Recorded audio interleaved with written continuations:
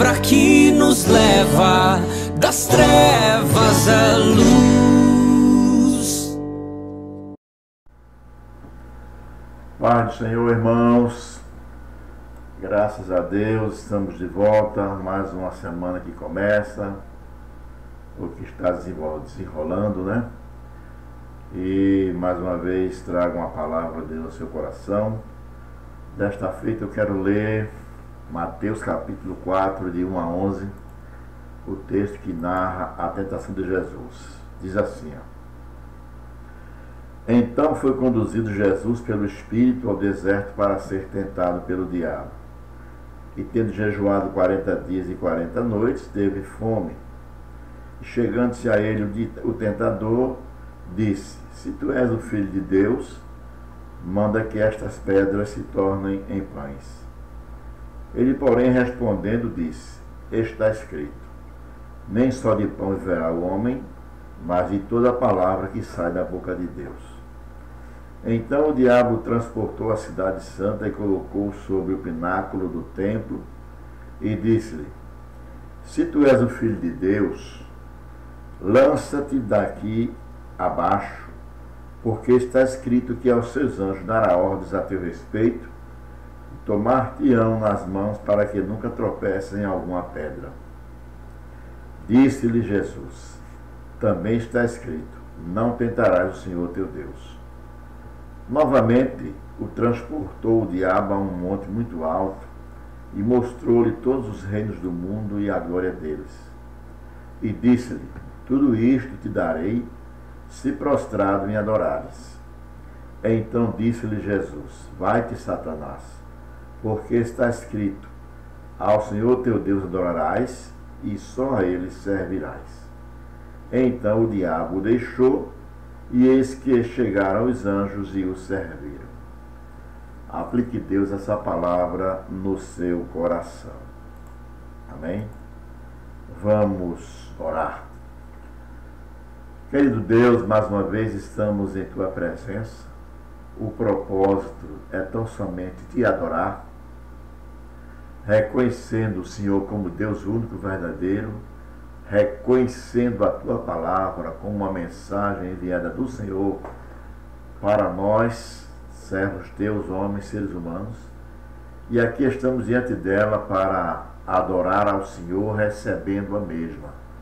Rogamos a Ti a Tua bênção, rogamos a Ti a ação do Espírito Santo sobre nós, que iremos ministrar, e também sobre aqueles que queiram ouvir. Que tudo seja para a Tua glória e a edificação do Teu povo. É o que eu te oro em nome de Jesus. Amém. Nosso tema de hoje é um tema diferente. O tema é um tema meio parecido com um tema de fábula, né? O rei e o usurpador. Esse é o nosso tema. O rei e o usurpador.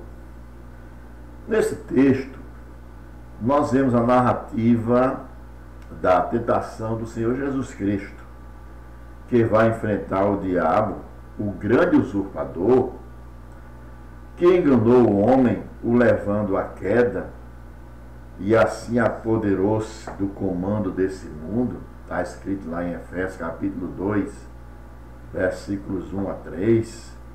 Lá diz que esse mundo está debaixo do curso, do comando e do controle do príncipe das potestades do ar, né? E das trevas, e que todos aqueles que estão debaixo do curso desse mundo são por natureza filho da ira. O diabo apoderou-se deste mundo quando ele derrubou Adão, e ele tornou-se então o príncipe deste mundo.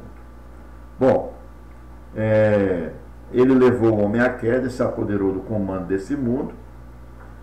E Jesus vem exatamente para implantar o reino de Deus e assim resgatar o que se havia perdido. Está lá em Lucas 19, 10, 19, né? Ou melhor, 19, 10. O Filho do Homem veio buscar e salvar o que se havia perdido. Vimos a semana passada que Jesus veio como homem e, portanto, ele vai cumprir toda a justiça, vencendo o diabo como homem. Nós vimos isso a semana passada. Todos nós sabemos que Mateus escreveu o seu evangelho com o propósito de apresentar Jesus como Messias, o rei que veio implantar o reino de Deus na terra, onde o diabo, o usurpador, derrubou Adão. Está lá em Romanos capítulo 5, assim, verso 18 mais ou menos, de 12 a 18. Assim, pela desobediência de um homem veio o pecado a este mundo, assim também pela obediência de um só homem veio todos podem ser salvos. Mateus então tem essa proposta de mostrar que Jesus é o Messias prometido e mostrar que ele também é o homem descendente de Abraão e descendente de Davi, né? E obviamente que ele veio para implantar o seu reino. Aquilo que o homem perdeu, ele vem para resgatar, e a maneira mais apropriada para isso seria exatamente a entrada de um homem que pudesse então vencer o príncipe das trevas. E obviamente qualquer um que seja descendente de Adão jamais conseguiria tal façanha. Seria necessário que fosse um homem que não tivesse a herança adâmica. Por isso Jesus Cristo é gerado por obra e graça do Espírito Santo, sendo então homem, porém sem herdar a natureza humana, ou melhor, a natureza de Adão. A natureza humana ele o tinha. Jesus era 100% homem e 100% Deus. Ok? Bom, o diabo tinha conhecimento dessa promessa. Está lá em Gênesis 3,15. Da semente da mulher nascerá um que esmagará a cabeça da serpente. Não é? Então, obviamente, ele tentaria impedir que essa promessa fosse adiante. E se ele estava então diante de Jesus, ele estava então trabalhando de todas as formas possíveis para levar Jesus a tombar, a pecar, e assim os planos de Deus seriam desfeitos, arrefeceriam, não é? Mas para isso ele precisava fazer Jesus tropeçar, não é? Assim como fez com Adão, ele queria fazer com Jesus. Podemos dizer que um só erro de Jesus, não é? Um só erro de Jesus faria com que todo o projeto de Deus fosse por água abaixo, não é? Mateus, então, faz alusão a alguns fatos interessantes na sua narrativa, não é? Eu pelo menos anotei dois. O primeiro seria que Jesus é homem, porém é homem guiado pelo Espírito Santo. O segundo é que Jesus vai enfrentar o diabo e vai vencer. Assim sendo, ele quebraria o elo da dominação satânica sobre aqueles que creem. Todos aqueles que creem em Cristo são libertos da influência satânica, da dominação do mundo das trevas. Mais uma vez eu cito Efésios 2, não é? Lá o escritor Paulo vai dizer: ele vos deu vida quando vocês estavam mortos nos vossos delitos e pecados, quando vocês andavam segundo o curso desse mundo, segundo o príncipe das potestades do ar, segundo os filhos da desobediência, e eram por natureza filhos da ira. Então, toda a humanidade descendente de Adão, ela é uma humanidade caída e derrotada. Porém, o ser humano, então, Jesus vem para quebrar esse elo de dominação satânica, dando início, podemos dizer assim, a uma nova geração de homens. Homens segundo Deus. Jesus fala isso lá no capítulo 1 do Evangelho de João. ele vai dizer assim, ó: veio para os que eram seus, mas os seus não o receberam. Mas a todos quantos o receberam, deu-lhes o poder de serem feitos filhos de Deus, os quais não nasceram nem da carne, nem do sangue, nem da vontade do varão, mas nasceram de Deus. Então quebra-se esse elo de geração adâmica a todo aquele que crê, e agora nasce uma nova geração, a geração do reino, a geração dos descendentes de Jesus. Isso é maravilhoso. Mateus está jogando isso aí, né, está passando para a igreja, para os judeus, essa interrupção, não é?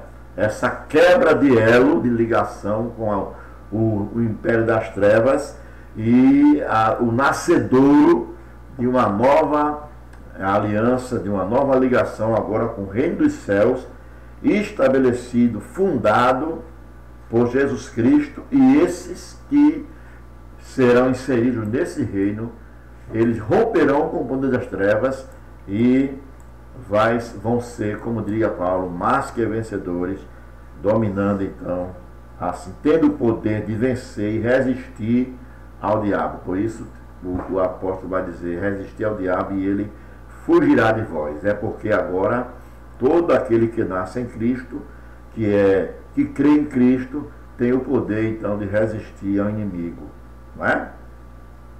Então nasce uma nova geração, a geração do reino. Paulo vai dizer lá em Coríntios, 2 Coríntios capítulo 5, versículo 17, que quem está em Cristo é nova criatura.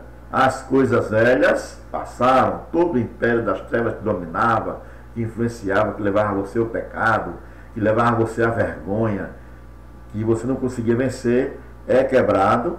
Você agora é nova criatura em Jesus Cristo. As coisas velhas passaram e tudo se fez novo. Por quê? Porque Pedro vai dizer lá na sua carta que nós não fomos resgatados, que nós fomos, melhor dizendo, comprados, ou nascemos de uma semente incorruptível. Nós nascemos da semente da santidade, da justiça, semeada por Jesus Cristo. Louvado seja o nome do Senhor. Então, continuando, o usurpador e o valente, o valente, melhor dizendo, que vai ter a sua casa saqueada, não é? Por quê? Porque chegou o mais valente, que provaria ser mais valente, resistindo ao diabo no deserto. Jesus está ali no deserto exatamente como homem, para vencer o diabo, derrotá-lo e assim por ter toda a autoridade para atuar nesse mundo, tirando as pessoas do poder das trevas. Ou seja, é aquele da parábola, saqueando o valente, não é? Ele provaria ser o mais valente resistindo ao diabo lá no deserto. Como ele faria isso? Como homem, se submetendo à condição humana que é necessária. Como por um homem entrou o pecado no mundo e pelo pecado a morte, assim também por um homem veio a vida. Louvado seja o nome do Senhor Jesus Cristo. Não é? Bom, então isso aconteceria o seguinte: primeiro do que tudo, Jesus como homem, assim como nós também, precisaria ser guiado pelo Espírito. O texto lá diz, depois de Jesus ter sido batizado, né, ele é conduzido pelo Espírito ao deserto para ser tentado pelo diabo.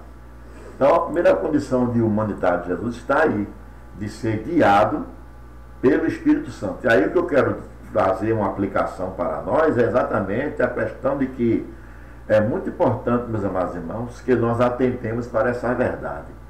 A condução do Espírito Santo na vida dos homens, ela se torna então algo patente, atuante e contínua, eu poderia dizer isso. Porque no passado o Espírito Santo atuava em homem de forma específica e por tempos esporádicos. Hoje, a partir de Cristo, o Espírito Santo ele passou a atuar intensamente e continuamente na vida humana. E o grande desafio de Deus para nós que cremos em Cristo é exatamente esse, de nós andarmos no Espírito.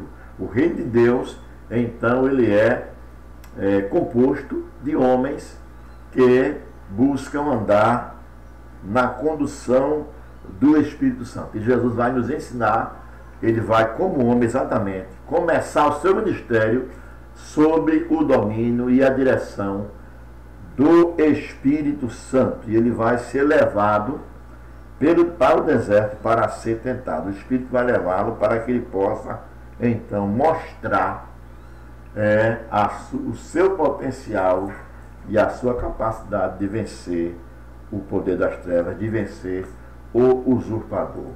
Então, meu amado irmão, o grande desafio da vida hoje é esse, andar no Espírito. Não é?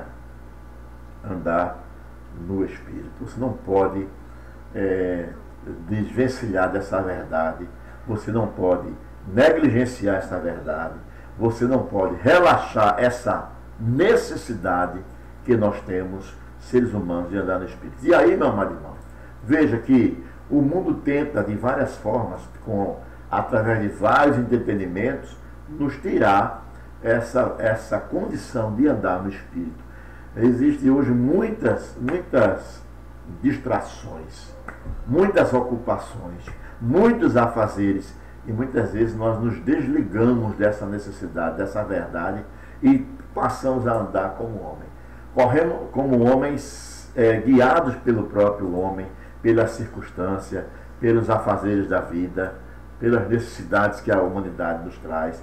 Então, precisamos então alertar para isso, para essa verdade, e resgatar ela na nossa vida cotidiana. Nós, como cristãos, precisamos andar em Espírito. Paulo, na sua carta aos Gálatas, ele vai dizer exatamente isso: andar em Espírito e não satisfareis os desejos da carne. O que significa dizer que, se nós negligenciarmos o andar no Espírito, nós estamos correndo um risco muito grande de satisfazermos a carne e, consequentemente, iremos envergonhar o Evangelho, corremos o risco de negar a Cristo e cairmos em vergonha no meio da nossa sociedade. Já estamos vivendo um período da igreja ser uma verdadeira frustração para a sociedade, perder sua credibilidade, sua autoridade, exatamente porque temos negligenciado isso. E como é que anda em Espírito, pastor? Ora, primeiro de tudo é preciso entender que para andar no Espírito é preciso estar em comunhão com o Espírito de Deus, né? Ouvindo a sua voz, atendendo ao seu falar. E o primeiro passo a ser dado é manter uma vida de oração regular, né? Manter uma vida de oração regular. Jesus orava regularmente e não negligenciava a oração, porque ele sabia, como nós também sabemos, que a melhor maneira de estarmos em sintonia com o Espírito de Deus é exatamente através da oração, da busca de Deus, para estarmos sensíveis à voz do Senhor, para estarmos sensíveis à voz do Espírito Santo, e assim então podermos andar segundo o Espírito. Então Jesus é levado pelo Espírito. Como homem, Jesus vai ser guiado pelo Espírito Santo. Ninguém jamais conseguirá vencer o poder das trevas se não tiver a condução do Espírito, o fortalecimento do Espírito, o poder do Espírito Santo. Por isso, quando Jesus nos regenera, quando Ele nos salva, quando Ele coloca em nós uma nova natureza e nos torna nova criatura, a primeira coisa que Ele faz é colocar o seu Espírito dentro de nós, e Ele ainda nos exorta a sermos cheios, a buscarmos o enchimento do Espírito, porque ele é essencial para o homem vencer o poder das trevas. Essa é a primeira colocação que eu quero fazer para você. A segunda é que, na sua condição humana, Jesus precisava, então, primeiro, ser guiado pelo Espírito; segundo, esmagar a sua vontade, esmagar o seu eu, esmagar a sua carne, e isso ele faz com jejum. São 40 dias e 40 noites em jejum, a exemplo de Moisés lá no monte, quando Moisés esteve diante de Deus, e passou ali 40 dias e 40 noites recebendo as tábuas da lei, Jesus também vai se submeter a essa penitência, vamos dizer assim, a esse sacrifício, a esse esmagar do seu eu e do seu corpo, jejuando e orando diante do Senhor por 40 dias e 40 noites. Então veja que como homem, Jesus então vai vivenciar essa verdade, sabe? Preste bem atenção que eu quero, quando concluir, fazer você entender exatamente isso. Então Jesus esmagou o seu eu. Jesus não satisfez a sua vontade. Jesus não satisfez a necessidade humana que seu corpo humano exigia, isso durante 40 dias e 40 noites. Ele disse não ao seu corpo para que ele pudesse então adquirir em seu ser a disciplina do não a si mesmo para poder resistir a todas as tentações que o mundo iria lhe impor, certo? E em terceiro lugar, na condição humana, Jesus precisaria fazer o uso exclusivo da palavra. É o terceiro ponto que eu coloco para você. Na condição humana, Jesus precisaria fazer uso exclusivo da palavra na prática de suas ações. Não é? O diabo vai vir a ele, tentá-lo, e ele vai usar por 3 vezes a palavra. O diabo também vai usar a palavra, e ele na 4ª vez vai dizer assim, porém, porque o diabo tem essa estratégia, né, de usar palavras em meios termos, não é? Não citar o texto todo, não expor a palavra toda, usar textos isolados. É muito cuidado com isso. Textos isolados não pode ser base doutrinária. O texto tem que ser estudado no todo. E aí Jesus vai dizer a ele, mas também está escrito, não tentarás o Senhor teu Deus. Jesus faz uso exclusivo da palavra como ser humano, não é? E o que também nos traz a compreensão de que nós não podemos. Não é? As pessoas hoje estão muito confiantes no estudo, na psicologia, filosofia, não é? Conceitos sociais, cultura e etc. E até tentam atropelar o que está escrito na Bíblia com base nos conceitos culturais, com base em tradições. A Igreja Católica, por exemplo, usa muitas tradições. Jesus, em momento nenhum, usou qualquer outro argumento que não fosse a palavra de Deus. Então ele dizia, está escrito. Primeiro ele dizia, está escrito, nem só de pão verá o homem. Depois está escrito, não tentarás o Senhor teu Deus. Não é? E depois ele vai usar, está escrito, Satanás, só a teu Deus você adorarás e só a ele servirás. Com isso, meus amados irmãos, o que eu quero dizer a você nessa noite? Ora, eu quero dizer a você nessa noite que nós somos desafiados, se Jesus, que era homem e Deus, mas, como Paulo diz lá em Filipenses, que ele não teve por usurpação ser igual a Deus. Antes aniquilou-se a si mesmo até a morte e morte de cruz, foi obediente em todos os aspectos como ser humano. Então Jesus não contrariou, não, digamos assim, não superestimou a sua humanidade. Pelo contrário, ele humilhou-se até a morte. Ele foi humilde, ele abdicou da glória, do poder, da majestade e abraçou a humildade, a simplicidade. Quem somos nós, muitas vezes, para nos considerarmos super-homens, super-mulheres, super-crentes, super-fortes? É preciso que aprendamos com Jesus. Ele não superestimou a sua humanidade. Nós somos desafiados, então, a entender a nossa humanidade. Você é desafiado a perceber a sua humanidade para que você possa, então, aprendendo com Cristo, entender que essas 3 verdades têm que ser fatores determinantes para a sua vida de vitória sobre as trevas. Andar no Espírito, abdicar da sua vontade, esmagando seu corpo com jejuns e orações, e por fim, burilar, basear todas as suas decisões práticas na palavra de Deus. Não é? Não devemos, em hipótese alguma, nos vermos como super-homens. Não somos super-homens. E nós devemos então aprender com o rei. Aprenda com o rei. Entenda que o outro lado é o lado do usurpador. Aprender com o rei a manter sempre a humildade. Ele não levou em conta a sua grandeza. Manter sempre a humildade. A compreensão de que como seres humanos somos fracos e impotentes.